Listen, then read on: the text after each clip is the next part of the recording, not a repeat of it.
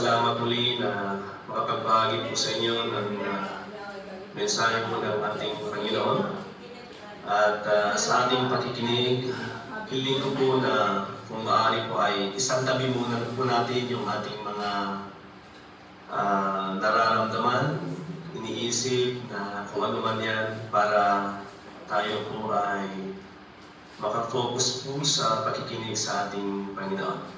Maraming salamat po sa inyong panahon. Ayaw ko pong masayang ang mga oras po na ibinigay niyo para sa ating Diyos. Kaya sama-sama po tayo na umupo at makinig po ng mabuti sa mga salita po ng Diyos na Kanya po ipapahayag sa ating kalagitnaan. Tayo po ay manalangin.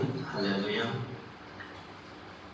Tunay nga po Diyos na dakila ka at makapangyarihan, wala kang katulad o Diyos. At kayo po ay patuloy na nagpapasalamat sa inyong pong mga kabutihan, sa inyong pong mga biyaya at mga pagpapala. Maging sa sandali pong ito na kami ay mag-aaral ng inyong mga salita, hiling po namin ang patuloy na pagkilos ng inyong dakilang Espiritu Santo, siyang magbigay ng kaunawaan sa bawat isa po sa amin, upang lahat ng aming mapapakinggan ay maintindihan po namin na maayos. At maraming salamat dahil kumikilos ka, hayaan po namin, Panginoon, na Ikaw ang maihayag. Ang iyong salita ay iyong pong samahan, O Diyos. Dahil alam po namin na ang salita ang magbibigay sa amin po ng buhay, kalakasan, kaligtasan, lahat ng pangangailangan po namin. At maraming salamat na po, Diyos, sa iyo po namin ikakatiwala po lahat. Ito po ang aming dalangin, Ama, sa pangalan ng Panginoong Jesus. Amen. Amen. Hallelujah. So, pag-aaralan po natin ngayong umaga, mga kapatid, ay may pamagat na The Prayer of Faith o ang panalangin may pananampalataya. Tanungin ko lang po kayo mga kapatid, tayo po ba ay nananalangin sa ating Diyos? Tayo po ba ay tumatawag sa ating Panginoon? Amen. Purihin po ang Panginoon sa buhay po ng lahat ng mga nagtaas po ng kamay dyan. Hallelujah. So, tingnan nga po natin ang kanyang salita mula po sa aklat po ng Santiago o sa aklat ni James. Mula po sa chapter 5, verse 13 until verse 15. Yan. Okay? Ito po ang salita ng Diyos. Sabi niya sa verse 13, mayroon bang dumaranas ng paghihirap sa inyo? Dapat siyang manalangin sa Diyos. Mayroon bang masaya sa inyo? Dapat siyang umawit ng mga papuri. Verse 14. Meron bang may sakit sa inyo? Dapat niyang ipatawag ang mga namumuno sa iglesia para ipanalangin siya at pahiran ng langis sa pangalan ng Panginoon. In verse 15. Ang panalangin may pananampalataya ay nakapagpapagaling ng may sakit. Ibabangon siya ng Panginoon at patatawarin kung nagkasala siya. Purihin po ang Diyos sa kanya kung mga salita na ating nabasa. So, nag-umpisa po ito sa katanungan. Ang tanong nga po dyan sa panguna, sabi niya, meron bang dumaranas ng paghihirap sa atin? Okay. Pangalawa, meron bang masaya sa atin? At yung pangatlong, katanungan ay meron bang may sakit sa inyo? So, marahil ito pong lahat ng tanong na ito ay nangyayari po sa ating mga buhay. Maaaring isa po sa atin ngayon ay dumaranas po ng sinasabi natin paghihirap o meron sa atin na dumaranas po ng karamdaman o sakit. At meron din po sa inyo na kahit sa ganyan po ang kalagayan ay masaya din po. So kayo po ang nakakaalam ng inyong pong sitwasyon at ang Diyos. Hindi ko po alam kung ano po yung eksaktong kakayan po ninyo dyan. Pero naniniwala po ako na hindi po madali yung sitwasyon na tayo po ay nandyan sa loob. Hindi katulad po ng malayang lipunan na kung saan-saan lang nakagala, nagagawa ang gustong gawin. Subalit, mga kapatid, sabihin na lamang po natin na talagang may plano po ang Diyos sa lahat. Siya po ang may control. Now, ito po ang sabi niya dito. Tinatanong niya po ang bawat isa, meron ba sa atin ang dumaranas po ng paghihirap ngayon? Ibig sabihin po, meron bang bumabagabag sa inyong isipan? May nararamdaman kang karamdaman o sakit? Napakabuti po ng Diyos na ibinigay po niya dito ang napakabisang solusyon para tugunan po ito pong mga sitwasyon po natin na ito. At ang sabi niya, sa lahat ng mga dumaranas ng paghihirap, ano man po yan, mga kapatid? Siyempre, nasa loob na po kayo. Sabihin man po natin na maayos pa rin yung kalagayan dyan, pero may mga paghihirap pa rin. Kahit po yung mga tao na sa malayo ni po na nakakaranas pa rin ng mga paghihirap. May mga kanya-kanya po mga pagsubok. So, balik dito po ang sabi po ng salita ng Diyos, sabi niya, dapat siyang manalangin sa Diyos. Amen? Ang solusyon daw po sa mga nararanasan po natin mga paghihirap ay ang paglapit po natin sa ating Diyos. Alam niyo po mga kapatid, ang panalangin po ay paglalagay po natin ng ating Diyos sa Kanya pong tamang posisyon para tayo po ay pakinggan. Okay? So, nandun na po yung pagpapakumbaba po natin, pagtitiwala, at pagsuko po ng ating buhay at ng mga nararanasan po natin sa Kanya. Sabi niya dito, dapat siya. Hindi po siya nagre-request. Itinuturo po niya sa atin kung ano ang dapat at kailangan po natin gawin. So sabi niya, sa panahon na tayo po ay dumaranas ng paghihirap, pagsubok, kahirapan sa ating buhay, pinupunta, dinadala po tayo sa presensya po ng ating Diyos. Anong gawin po natin? Sabi niya dito, tayo po ay manalangin. Amen? Sa panalangin po ay napakarami pong nagagawa. Okay? Marami pong nagagawa ang panalangin sa ating buhay dahil makapangyarihan po ito. Dahil kung tayo po ay nananalangin sa Diyos, ibig sabihin na tayo po ay nagtitiwala at umaasa po sa Kanya. Amen? Na iniisip natin na kaya po niyang gawin ang mga bagay na hindi po natin kayang gawin. O, makapangyarihan po ang Diyos. Kaya yung paglapit po natin sa Kanya, lumapit po tayo ng may pananampalataya. At sabi niya dito, kung ikaw naman ay masaya. Amen? So, halimbawa, nakatanggap ka po ng biyaya, masaya ka. Ang dapat nating ginagawa kapag masaya po ay nagpupuri po tayo sa ating Diyos. Ganon din po. Nagpapasalamat po tayo. Nagagalak po tayo, kaya tayo po ay nagpupuri po sa ating Panginoon. Na kung meron ka ding karamdaman, kung meron ka ding sakit, ang salita po ng Diyos ay nagsabing patuloy pa rin na lumapit po tayo. Ito po ay pagkakataon po natin. Meron po tayong nararanasang paghihirap, meron po tayong nararanasang mga karamdaman.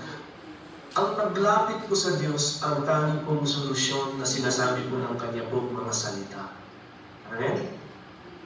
Dahil sa Kanya po natin matatagpuan ang tunay po na kagalingan.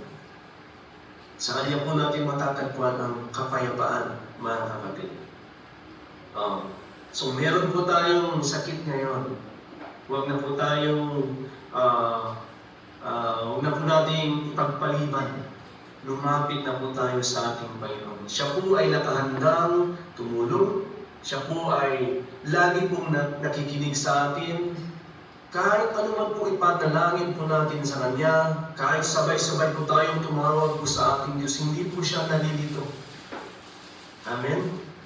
Kaya po niyang gawin ang lahat ng bagay. Wala pong imposible sa ating Diyos. So, ito po, ano man po ang sitwasyon natin, ano man po nararanasan natin, maganda man o pangit, ang tanging pong sinasabi po ng Diyos sa Kanyang salita ay lumapit po tayo sa Kanya. Hanapin po natin siya, manalangin po tayo. At anong sabi niya doon? Manalangin tayo ng merong pananampalataya. Okay? Kailangan na yung ating paglapit sa ating Diyos, pagtawag sa Kanya sa pananalangin ay samahan po natin ng pananampalataya. Sabi niya dito, ang panalangin may pananampalataya ay nakapagpapagaling ng may sakit. Amen? See?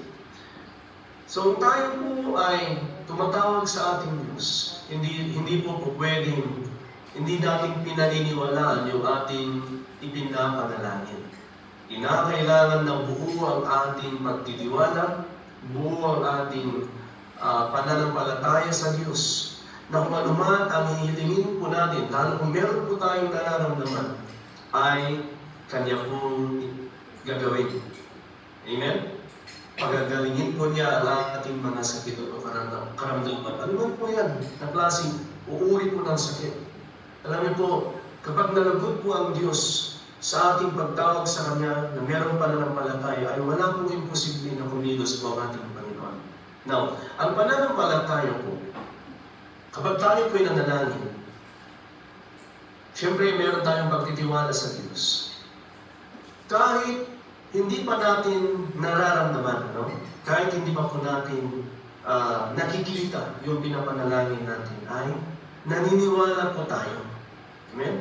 Meron pong mga instances na yung panalangin po natin ay hindi po agad-agad na nakikita o nararamdaman. Subalit, alam po natin na kapag may pananampalataya po tayo, hindi man po natin yan nakita, hindi man po natin yan naramdaman pa, hindi man po natin natanggap pa, ay naniniwala po tayo na sinagot po ng ating Panginoon. Ganun po ang pananampalataya, mga kapatid. Amen? Kaya kapag tayo po'y nananalangin, ano man po yan, ang pinakamabisa po, pinakamahalaga po sa ating Panginoon ay nakikita niya sa iyong puso na meron kang pananampalataya sa Kanya. Na hindi ka po nagdududa, na hindi ka nagdadalawang isip. Hallelujah. Dahil sabi nga po niya, isa pa pong patunay dito na kailangan natin ng pananampalataya sa pananalangin mula po sa aklat po ni James muli, sa chapter 1, verse 6 at hanggang verse 8 po. Yan. Okay. Sabi niya dyan, ngunit dapat magtiwala ang humihingi at huwag magduda. Ano pong sabi niya? Kailangan magtiwala. Ang sino man humihingi sa atin o tumatawag sa Diyos, nananalangin sa Panginoon at huwag magduda.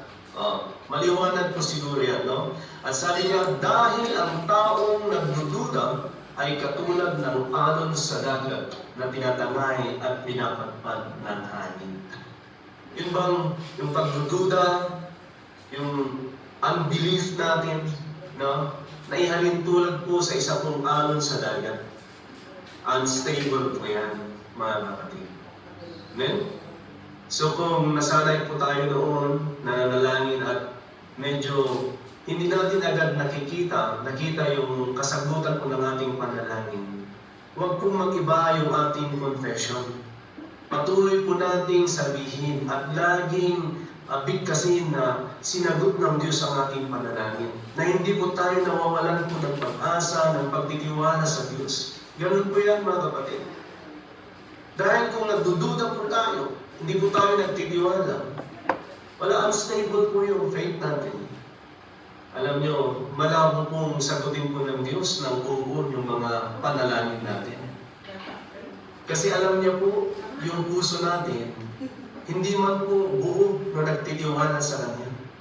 Kaya gustong makita po ng Diyos. Simple lamang po, mga kapatid. Kapag tayo po ay tumatawag at nananalangin po sa ating Diyos, simple lamang po yung requirement, yung condition po na hinihingi po niya sa atin. Buo ba yung pananampalataya natin? Buo ba yung pagtitiwala mo sa Diyos? Hindi ka ba nagdududa, kapatid? So, di ba? Ganun po ang sabi niya dyan. So, conditional po. Kailangan pag nanalangin ka, manampalataya ka sa Panginoon. Huwag kang magduda. Magtiwala ka sa Kanya. Upang hindi ka may malintulad sa isang alon na hindi po siya stable sa Kanya pong pag-iisip, sa Kanya pong nararamdaman, pabago-bago po Amen? Hallelujah. At tingnan po natin ang sinasabi nga po niya sa verse 7. Balik po tayo sa verse 7. Dali lang. Okay. Ang ganitong tao ay hindi dapat umasa na may matatanggap mula sa Panginoon. O di ba, maliwanag na po yan na pagsasabi po dyan. Na kapag tayo tumatawag sa Diyos, tayo po'y nagdududa at nagdadalawang isip, huwag po tayong umasa na meron po tayo matatanggap sa Kanya. Okay? Diretsahan po ang salita po ng Diyos. Huwag ka lang umasa kasi hindi ka naniniwala sa pinanalangin mo. Yeah? Dahil, verse 8, dahil nagdadalawang isip siya at walang katiyakan sa mga ginagawa po niya. Amen. Nawa po mga kapatid, sa patuloy po nating pakikinig ng salita po ng Diyos, ay lumalalim po yung ating pagkaunawa. Lumalalim po yung ating pagkaintindi sa Kanya pong mga salita. At pagtanggap sa Kanya pong mga salita na ito po ay buhay at makapangyarihan. Alam niyo po, ang salita po ng Diyos, sabi nga po niya, ang siyang nagdadala o nagbibigay sa atin ng pananampalataya. So kung gusto po natin mapalakas yung ating pananampalataya at mapalalim, ito ang kailangan po natin. Pakikinig ng mga salita po ng ating Diyos. At kung meron po tayong pagkakataon dyan, at meron po tayong mga Biblia na hawak-hawak po dyan, pagkakataon po natin yan para basahin. Nang sa gayon, yung mga pananampalataya po natin ay lumago. Kung malaman po mga kapatid, sikapin po natin pakinggan ng maayos ang salita po ng Diyos. Sapagkat kung ito po ay natanim ng maayos sa ating puso, yung salita po ng Diyos, tiyak po na yung pananampalataya ay tatatag, lalalim at mas makikilala po natin ang Panginoon. Ganun po yun, mga kapatid. Kung meron man pong spiritual o kung meron man pong pagkain ng spiritual na magpapalakas po sa atin at magpapalaki ng ating pananampalataya, wala pong iba kung hindi ang salita po ng Diyos. Amen? Hallelujah. So yan po, magkasama po yan. Yung panalangin po natin, napapalakas niya sa pamamagitan po ng ating pananampalataya po sa ating Panginoon. Kaya magkasama po lagi yan. Yung pagbabasa po natin ng salita ng Panginoon, kailangan din po natin ipinapanalangin. Amen? Now, pamuli po nating verse na mabasahin.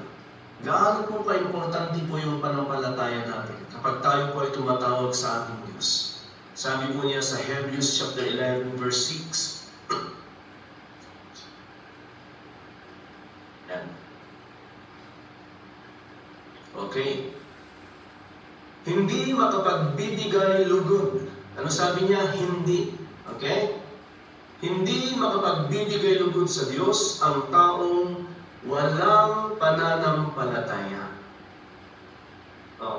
Maliwanag po ang sinasabi po ng Biblia. Na ang taong walang pananampalataya, anuman po ang gawin po natin, na labas po sa pananampalataya sa Diyos, ay hindi po magbibigay ng kaluguran sa Kanya.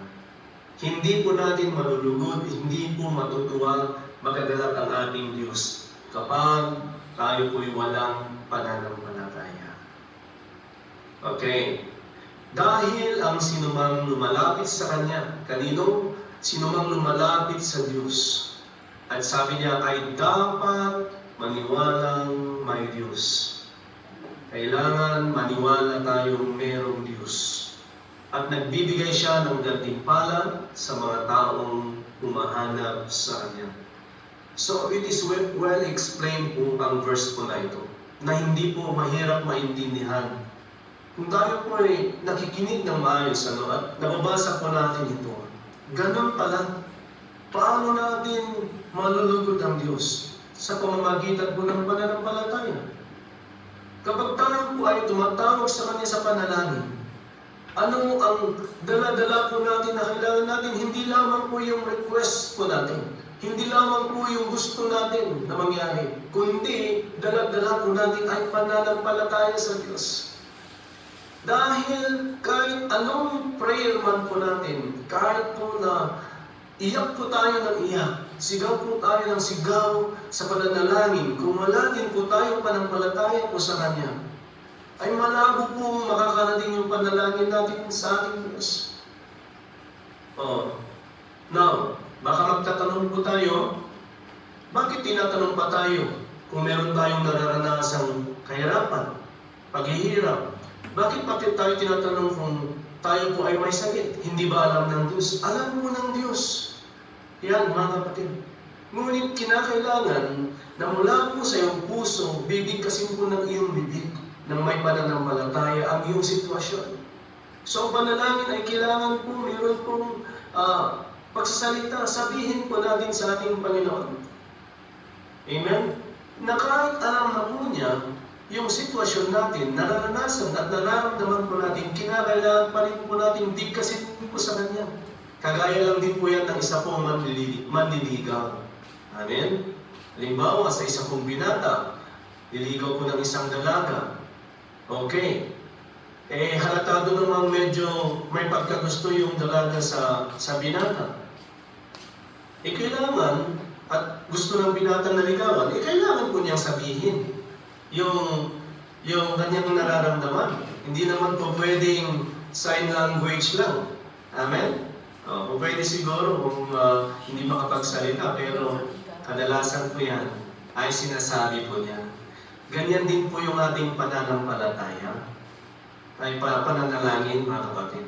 Sabihin po natin sa ating Diyos, pero yung paglapit po natin, siguraduhin mo, kapatid, na meron kang pananampalataya. Siguraduhin mong naniniwala ka sa ipinapanalangin mo. Huwag kang tatawag sa Panginoon na, Lord, pagalingin mo itong sakit ng aking katawan.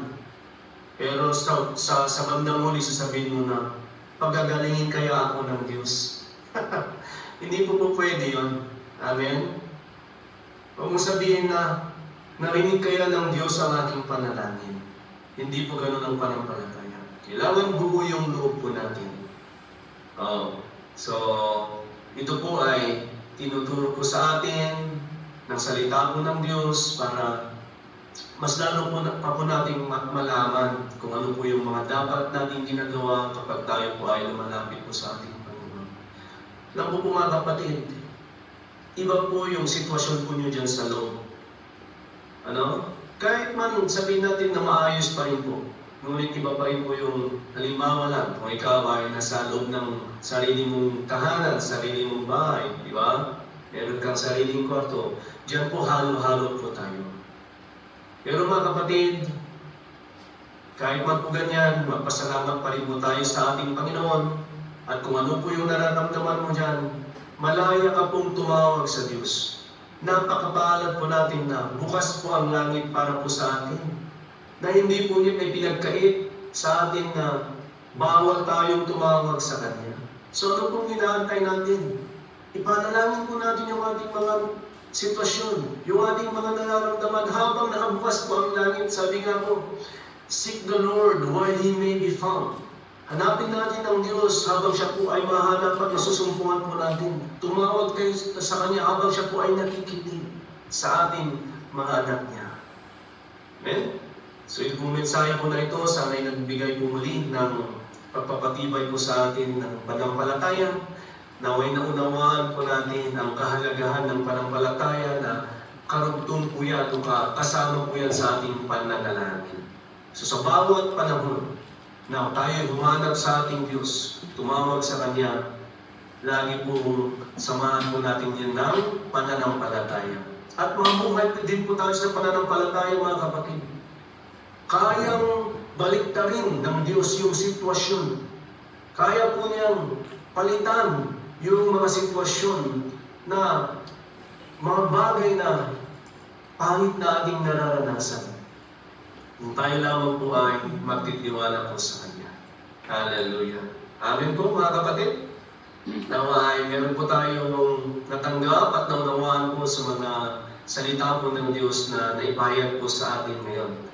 Magandang umaga, magandang araw at mapagpalang araw po sa ating lahat. Tayo nga po ay manalangin sa ating Diyos. Hallelujah. Hallelujah. O Diyos, banal at tunay po ang iyong mga salita. Lord, lahat po ng mga nakasulat, O Diyos, sa inyong mga salita sa Biblia, Panginoon, ay totoo. At kami po na nakarinig ng iyong mga salita ngayon ay patuloy na nagtitiwala at nananampalataya po sa inyo. Kung may mga panahon man na kami po ay nagdududa, kami po ay hindi lubos na nagtiwala, patawarin niyo po kami, Panginoon, at hiling po namin, O Diyos, na palitan niyo po ang aming puso na merong pananampalataya at pagpapahalaga sa inyong mga salita. Maraming salamat, itinataas ko po ang lahat ng mga kapatiran na meron po mga naranasang paghihirap sa kanilang mga buhay ngayon, sa kanilang mga nararamdaman, sa kanilang isip, may mga sakit, O Diyos. Sa pangalan ni Jesus, lumaya ka sa pangalan ni Jesus. Amen. At maraming salamat po, O Diyos, sa inyong pong mga salita na ito. Ito po inyo pong sinyuhan sa puso po namin lahat, na ito po ay manatiling buhay sa aming mga isipan at sikapin po namin itong lakaran at ipangbuhay. Pagpalain niyo po Panginoon, ang mga kapatid na nandirito ngayon, Lord, at patuloy na ingatan. Maraming salamat po, Diyos, at ito po ang aming kahilingan, Ama, sa tanging pangalan mo lamang, Panginoon Jesus. Amen and amen. Hallelujah po rin po ang ating Diyos, at ibalik ko po sa